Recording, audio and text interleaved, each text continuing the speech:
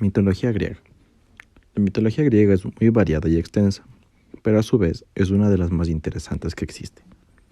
Como todo relato mitológico, esta tiene un conjunto de mitos y leyendas bastante extensos, pero sin duda alguna, el más conocido y relatado es el origen de los dioses griegos y por consiguiente del universo. Se cuenta que en un principio solo existía el caos, una masa confusa, una gran mezcolanza de todas las cosas. Fue cuando las divinidades primordiales empezaron a dar orden. Entre ellas encontramos a Gea, la Madre Tierra, quien sin ayuda de ninguna divinidad crea a Urano, dios del cielo y soberano de todas las cosas.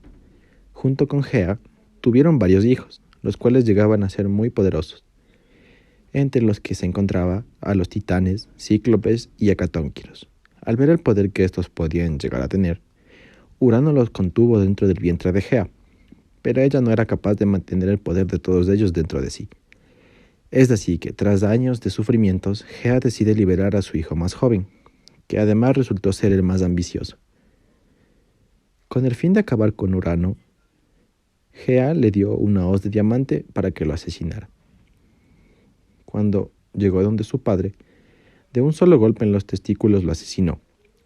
Fue así que Cronos acabó con su padre y se preparó para gobernar sobre todas las cosas, no sin antes liberar a sus hermanos y ofrecer un gran banquete, en el cual el espíritu de su padre se presentó y lo maldijo diciendo: «Eres un retoño infame, que manchó sus manos de la sangre de su padre, y del mismo modo que usurpaste el poder supremo, también un día lo perderás».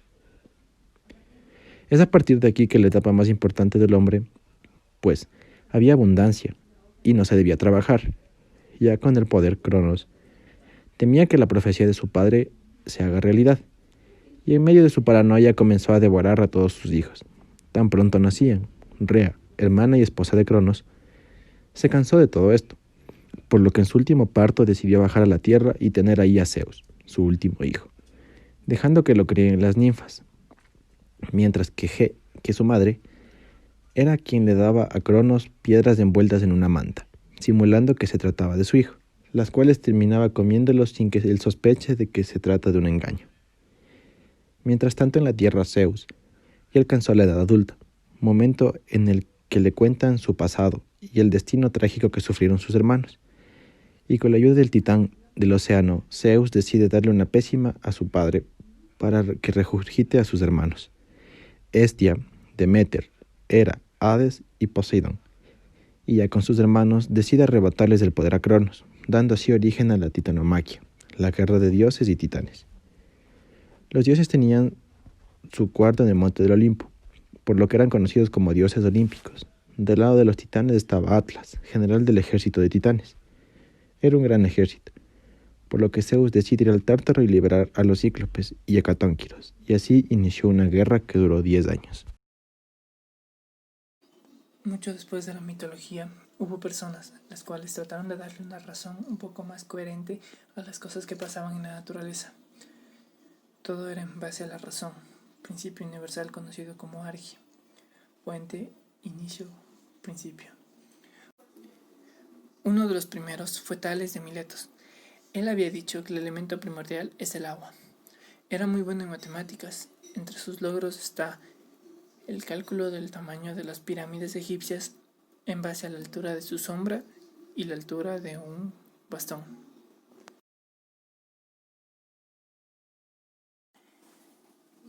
En el 530 a.C. se dio a conocer Pitágoras, fundando la escuela pitagórica, la cual tenía el fin de estudiar las matemáticas y la naturaleza. A pesar de eso, creía que la base fundamental de la vida era el alma, con el único fin de decir que era incorruptible, inmaterial y eterna, dándole total relación con las matemáticas, en armonía.